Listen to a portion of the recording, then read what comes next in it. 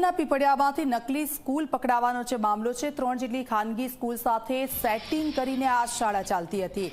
નકલી શાળામાંથી ખાનગી શાળાઓના એલસી અને માર્કશીટ મળ્યા છે। અન્ય ખાનગી શાળામાં વિદ્યાર્થીઓના એડમિશન થતા હોવાનો પણ ઘટસ્ફોટ થયો છે। નકલી શાળામાં મંદિરમાંથી ગેરકાયદે વીજ જોડાણ લીધું હોવાનો પણ ખુલાસો છે। તો નકલી શાળામાંથી ખાનગી શાળાઓના એલસી પણ મળી આવ્યા છે। નકલી જે શાળા ચાલતી હતી રાજકોટના પીપળિયામાંથી નકલી સ્કૂલ પકડવાનો જે મામલો છે, એલસી અને માર્કશીટ મળી આવ્યા છે। 3 ખાનગી સ્કૂલ સાથે સેટિંગ કરીને આ નકલી શાળા ચાલતી હતી। ગૌરવ દવે અમારી સાથે જોડાઈ ગયા છે। ગૌરવ, એ 3 કઈ ખાનગી સ્કૂલો હતી કે જેની સાથે આ સેટિંગ થયું હતું ને આ સમગ્ર મામલો કઈ રીતે સામે આવ્યો?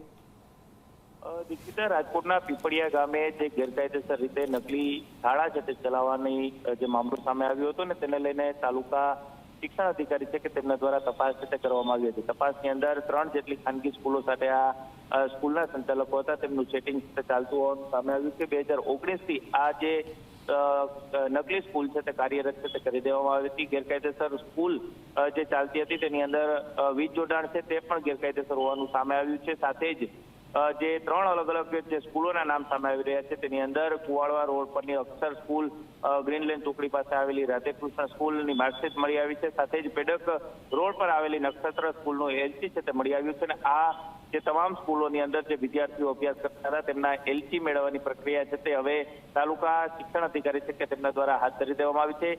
આખી મોડસ ઓપરેન્ડીની વાત કરવામાં આવે તો અન્ય ખાનગી જે શાળાઓ હોય છે તેની અંદર વિદ્યાર્થીઓનું એડમિશન છે તે કરાવવામાં આવતું હતું અને પીપળિયા ગામની અંદર જે શટરવાળી દુકાન હતી કે તેની અંદર વિદ્યાર્થીઓને બેસાડી અને તેમને અભ્યાસ છે તે કરાવવામાં આવતો હોવાનો ઘટસ્ફોટ છે તે થયો છે। એટલે કે ક્યાંક આ પ્રકારની મોડસ ઓપરેન્ડી અમુક જે આ પ્રકારની નકલી ખાનગી સ્કૂલો જે ચલાવે છે તેની હોવાનું સામે આવ્યું છે। સમગ્ર મામલે કુવાડવા પોલીસ સ્ટેશન છે કે તેમના દ્વારા કાયદેસરની કાર્યવાહી છે તે હાથ ધરવામાં આવી છે અને જે પણ જે સ્કૂલ સંચાલકો હતા પ્રી પ્રાઇમરી સ્કૂલના તેમની પૂછપરછ છે તે હાથ ધરવામાં આવી છે। બિલકુલ, આભાર ગૌરવ, આપની પાસેથી અપડેટ્સ લેતા રહીશું।